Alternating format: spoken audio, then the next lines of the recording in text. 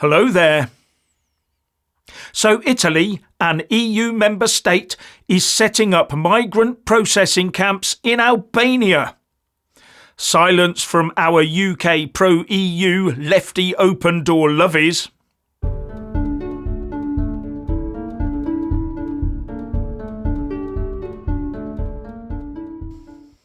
Albania, an EU accession state, remember, has agreed to allow Italy to set up 2 asylum seeker processing camps in the northwest of its country.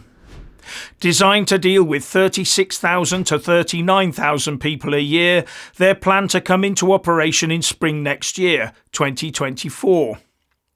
And the Prime Minister of Italy, Giorgia Meloni, who set up the deal with her Albanian counterpart, Edi Rama, said that this could become a model of cooperation between EU and non-EU countries for managing migration going forwards. Now, the plan here is for Albania to only take those that are taken off of boats at sea by Italian law enforcement, with those that make it onto Italian shores still being processed in Italy. Any children, vulnerable people and pregnant women found at sea, as well as those picked up by non-governmental and charity groups, will also be taken to Italy for processing. That makes it a race between law enforcement and charities as to whose boat gets there first. Now, Albania is, as I said, an EU accession state and a member of NATO. So you would think it would be considered a safe country, but not to the left-wing open doors types in Italy. The Italian Greens, for example, have called this Italy's Guantanamo Bay. Wonder what their Albanian partners think about that one. And Green Europe Party spokesperson Angelo Bonelli said it was a blatant violation of conventions and international law. I see some lawfare in the offing. Now, this Italian-Albanian deal is being compared to the one the UK put together with Rwanda. But in the case of the UK, part of the deal was to take vulnerable Rwandans in exchange for those we sent to Rwanda for processing. So one wonders if the same will apply to Italy. And the other difference is that if we do end up sending anyone to Rwanda, they will be applying for asylum in Rwanda, not the UK. Whereas under the Meloni-Rama deal, they will be applying for asylum in Italy. And you also have to wonder if the Prime Minister of Albania, Edi Rama, felt under any pressure to help, as both an EU accession state and a big trading partner with Italy. I ask because Rama was very quick to answer the call for help, saying, "If Italy calls, Albania is there. Lending a hand in this case means helping to manage a situation that everyone sees is difficult for Italy." Everyone except the rest of the EU, it seems. Wouldn't it be nice to have neighbours like that close to the UK? Now, this is only an outline agreement lacking in detail. But the detail will not be down to Italy and Albania to sort out.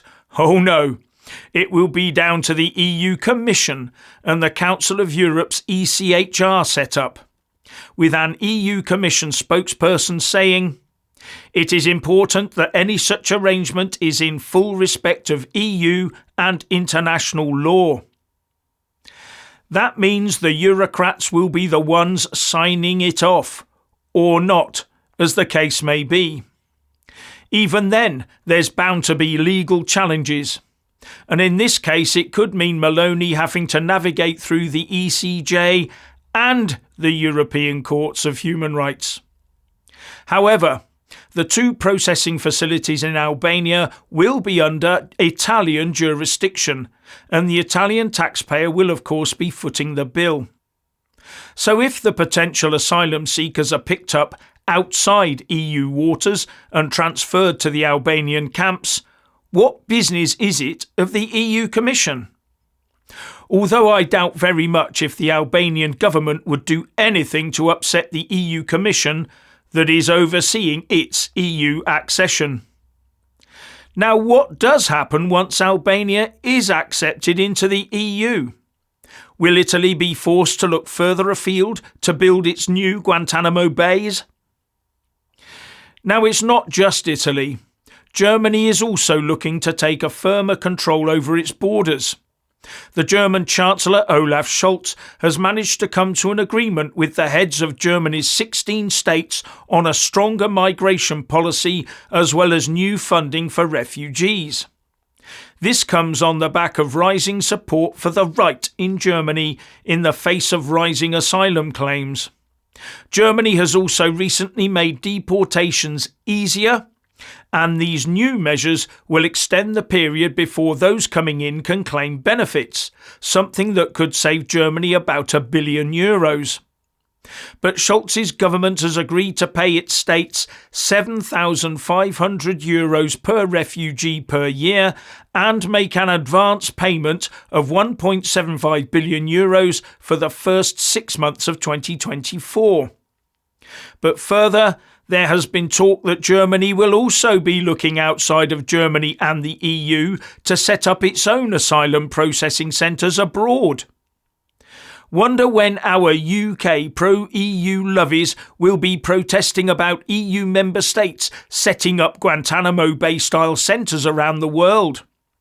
Wonder if they'll declare a halt on rejoin proceedings until the EU Commission stamps out such far-right activity in the bloc. But they won't, because they are hypocrites. Now, as an aside, one thing does occur to me. The UK is outside the EU, so I'm sure there's a budding entrepreneur out there investigating setting up camps here to process those applying for asylum in the EU. A quick couple of bungs to the Tory party and it could seal the deal. But back to Germany. Chancellor Scholz called the agreement with the German states as a historic moment, and that their shared goal was to push back irregular migration. But while its government is trying to curb the numbers coming in, Germany has also slashed its economic forecast with the warning that the economy could shrink by 0.4% this year, with one of the reasons for it being a desperate shortage of workers. And the Minister for the Economy and Vice-Chancellor, Robert Habeck, said last month, "Companies are desperately looking for workers. Craft businesses have to reject orders and shops and restaurants have to limit their opening hours. And it's not just about skilled workers. We notice in every possible corner that we simply lack workers." Going on to say that the lack of skilled workers was Germany's most pressing structural problem. Whoa there! Hold the horses! We simply lack workers? Now, when we say that in the UK, we are sagely told by the pro-EU brigade that it's all down to Brexit and being outside the EU and not benefiting from freedom of movement of workers within the European Union. So go on, Ramonas, tell me why Germany is finding it so difficult to get workers as the main powerhouse right at the heart of the EU and the Eurozone. Are there no available workers in any other country in the 27 member state EU? Or could it be you're spouting porkies? Go on, do tell. Anyway, Habeck also made the case for more refugees in the country to join the workforce, just at a time when the German population seems to want fewer of them. Now, I will say that I have recently pointed out that the main problem for the West is now birth rate, and that the UK has a total fertility rate of 1.56 compared to the replacement rate of 2.11. Germany's total fertility rate is 1.53. But it's easier to import people than to promote a full family life, isn't it? And then there's Sweden. It's reported that Swedish ministers have written to EU institutions wanting more security cooperation and better migration returns systems. It is of utmost importance for the overarching future security of the EU zone that the EU reaches an agreement on the EU Pact on Migration and Asylum, wrote the Swedish Minister for Justice and Minister for Migration. And they went on to say that the issue of utmost importance was an effective returns policy.